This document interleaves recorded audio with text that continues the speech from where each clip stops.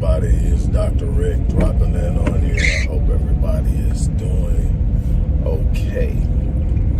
I hope that you're getting your day and your week off to a great start. As you can see here in Houston, it is raining again. And the temperatures are in the 40s, somewhere like that, low 40s. I'm looking at the thermometer in the vehicle. Low 40s, and getting colder as the week progresses. I have no problem with the cold. I prefer the cold.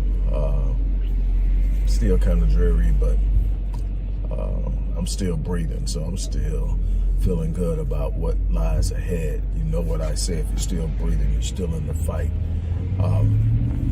I'm actually on my way to the gym. I didn't get a chance to get into the gym this weekend. I was babysitting my youngest grandson, which is always off the chain. It is one of my most treasured moments. Spending time with my youngers, including my young daughter, is always great because they're still at that age where it's just genuine love. No ulterior motives developed yet. And me and him have had this bond since he was, a little bitty baby. We just connect. And so there's all this, going on. And at a time in my life, honestly, where I really needed it. So it was just unbelievable. So I didn't get a chance to get to the gym, so I'm actually excited about getting there. I try to get there a minimum of 5 times a week. So it's all week long this week to make up for my heavy days. Normally, I hit hard on the weekends because things are so busy during the week. But here we go. Anyway, when people approach me about working with me, they often have some questions, how is it that I have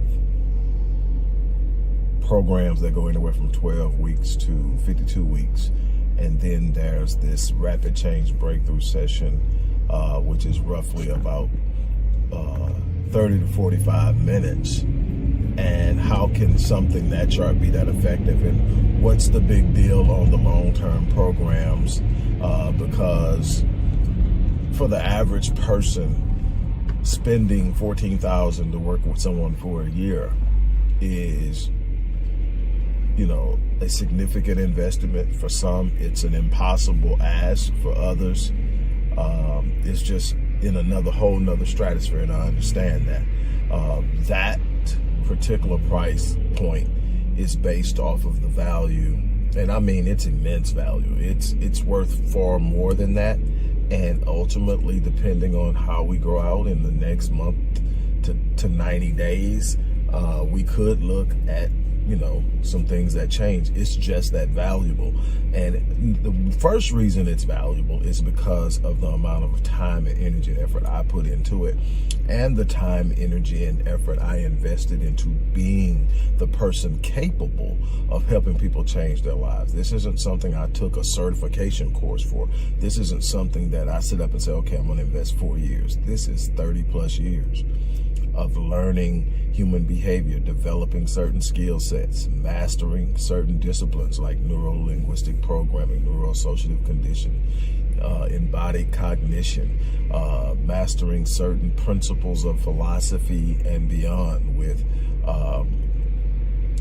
things like quantum physics, quantum reality, the whole process of faith and manifestation, the whole process of mastering psychology. Helping people heal comes from that. Helping people grow comes from that. There's so much that goes into it. There's a value. I'm shortening the curve of personal development in a way that very few people on this planet can do it. So yes, it is. But to answer the question is why I'm here, because I think that deserves an answer. Number one is, when I first started to work with people, I knew that when people were coming, that the biggest part of change comes from your psychology. It comes from how you view the world. It comes from your approach to thinking and so much more. So in essence, it takes time. You're taking a thought process. You're taking established paradigms and beliefs, and you're saying these beliefs aren't getting you where you need to go. This path of thought isn't getting you where you're going. The way you think the things you entertain aren't getting you where you go. The people in your circle aren't getting you where you go. Your self-talk isn't getting you where you want to go. So we need to change that, but that doesn't happen overnight. Now, there are some behavioral practices that go along with cognitive practices, which is another one of the things I use a lot, cognitive behavioral therapy, but that still in of itself is not the whole thing. I'm talking about using neuroplasticity as a way to introduce new ideas. I'm talking about so much that can be used in a very short period of time. So on the long term, we're talking about developing and growing into something. We're talking about measured paths. We're talking about goals. We're talking about accountability. We're talking about so much that happens over the course of, let's say, 90 days to a year. Okay, that's that part of it. But what about the person who can't afford $14,000, $13,995 to work with me for a year? What about the person who isn't willing to invest a year or doesn't have a year to invest but still wants to experience some level of change? So then I looked at what are ways to create almost instantaneous change, to create what I call an artificial epiphany. An epiphany is this moment where there's just this automatic overwhelming discovery of a new truth that shifts paradigms almost immediately. Something you discover that goes, well, doggone. And you discover it. Normally epiphanies come uninvited. They are things that just simply pop up at particular times in your life and shake the core of your belief system. Well, I've learned to be able to very quickly discover the inhibitions, the blockages, the obstacles, the things that people are facing and dealing with that are stopping them from doing what they want to do. I can do it. I mean, unbelievably quick, short period of time. And in doing so, I'm also able to say, okay, this is what we're going to replace it with. And I know how to plant that seed. I know how to plant that seed to where it's an immediate catalyst for change. And now here's the thing. The breakthrough isn't that everything is fixed in that 30. The breakthrough is the epiphany. The breakthrough is now I have something different to focus on. Now I have a new path. Now I have something. But there has to be follow-up. But the breakthrough and the epiphany, the epiphany is so powerful that it becomes a catalyst. It literally becomes a driving force in the right behavior, in the right way of thinking, in the right approach. So it's not so much just what you get, the ability to hit it in 30 to 45 minutes is part gifting and a lot of hard work of understanding people, being able to listen, being able to get to it, and being able to say, okay, this is what we're going to do. Diagnose it, put you on the right path, give you something so forceful that you can't shake it, and that you walk into it. That is a rapid change breakthrough. That's the session that is 30 to 45 minutes. And sometimes we get to where we get the breakthrough. So I say 30 to 45 minutes, but there are times I'm going over. But I'm able to get it done in that period of time. I am. And so that's what happens. And so that's the difference. One is about planting the seed and igniting a drive to do something different. The other is about a systematic day-by-day approach that over the course of 90 days to a year, you simply evolve into the person you need to be to do the things you want to do. Remember, I always say, you don't get what you want, you get who you are. Most people are frustrated because they don't understand that. They think there's something they can say or do and something will magically appear. No, you look at something and say, okay, that's what I want. Well, what does that person who has that, what do the people who experience that regularly have that you don't have? What is it that they do that you don't do? How many books they read compared to how many books you read? What is their train of thought? How does their speech patterns go?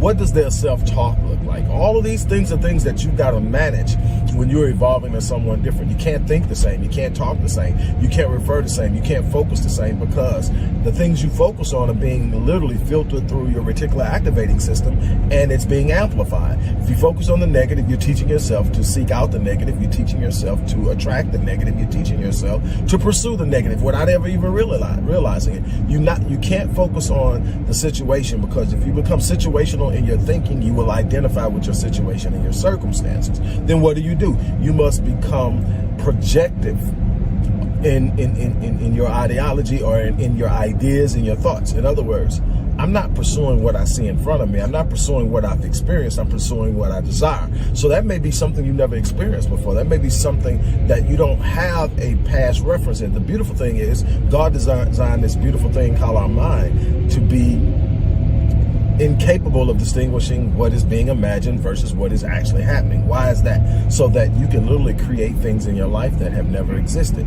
If all you have is what you've experienced, you are locked into your past. You will never be able to do anything beyond what you've experienced. So what does God say? If you can conceive it in your mind, it's my evidence to you that it's possible. So what does that mean? That means that I can literally create something through my imagination and then focus on it, then give it such clarity that it has an emotional impact. And once I'm able to feel the emotion of my manifested reality, even though I haven't physically experienced it, I've experienced it in my thoughts, it has become real in my mind, and now I have an emotion attached to it. Emotions are powerful influences and anchors. How we behave to things is highly related to how our emotional experiences are with those things. If you can imagine it at a level high enough, you can literally sit up and create a pull toward it that will wake you up every morning and say, I've got to get that. And then you're thinking about it. And then what happens is, even in dark moments, even in difficult moments, even in setbacks, what happens? You're able to refer to this thing, and now it's a memory. Even though it never happened physically, it happened in your imagination. So it's categorized and logged as a memory. So now you're tapping into it, and your mind is saying, hey, we did it before, we can do it again. When Roger Bannister broke the 4-minute mile barrier, when he broke the 4-minute barrier, he ran the mile under 4 minutes. Everybody after the race was asking him, how did he train different? What did he eat different? All these different things that they thought were the catalyst for this unbelievable feat that had to that point been considered impossible. And Roger said, I simply read it 1,000 times in my mind before today. So in other words, he had already did it. In the reality of his mind, in the reality of his thinking, his brain is saying, you did this before. We're going to go out and do it again. The body simply listened to the brain. That was another study that was done. Basketball players. They took some of the worst free throw shooting basketball players they could find. And they took half of them. They put them with the best shooting coaches on the planet that had worked with some of the best shooters you can imagine. And they took the others and put them with performance psychologists like myself. And those who work with the shooting coaches put hours upon hours upon hours of practicing their free throw shooting. On the other hand, the ones who were with the performance psychologists weren't even allowed to touch a basketball during this period. All they were allowed to do was picture them shooting their free throws perfectly every time with it going in, nothing but net each and every time. They were visualizing what they were not able to physically do, but they were visualizing it with such clarity that it was practice in the brain. The brain is more powerful than the body. That's why you can get people that can withstand some unbelievable things, and you're going, how the hell are they? The mind is so powerful. But anyway, what they found is that was an astronomical gap between those who had the performance psychologists and did it in their minds versus the ones who practice it. Because here's what happens. There's so many different elements and components into shooting a basketball correctly that you don't master that overnight. So the whole time you're practicing it wrong. And you're not getting the results you want. So what are you doing? You're actually showing your brain how to do it wrong, and you're experiencing failure over and over again versus shooting it in your mind where you have 100% control, and now you are experiencing 100% victory. And now the brain cannot tell the difference. What happens? You have literally conditioned yourself to do it, right? And then muscle memory is created through mental practice. Even though you've never done it physically, your brain thinks you have, so your brain tells your body exactly how to do it, and you walk up and you shoot it. Now, I can tell you so many different ways that this happens. That's why vision boards are so important. But this is what I do. I take people, I get the clarity of their vision, and I escort them to their vision. There's no vision you can't touch. There's no dream you can't touch. There's nothing that you say you want in this life you can't have. The question is, what's the distance you're willing to go? How much are you willing to invest in yourself? How much time are you willing to put in? How much energy are you willing to put in? What are you willing to invest financially into finding the fastest and the most successful path to what it is you say you want? All of these things are a part of the process. My challenge to you is to reach out, whether you want to work with me for a year. And here's the beautiful thing.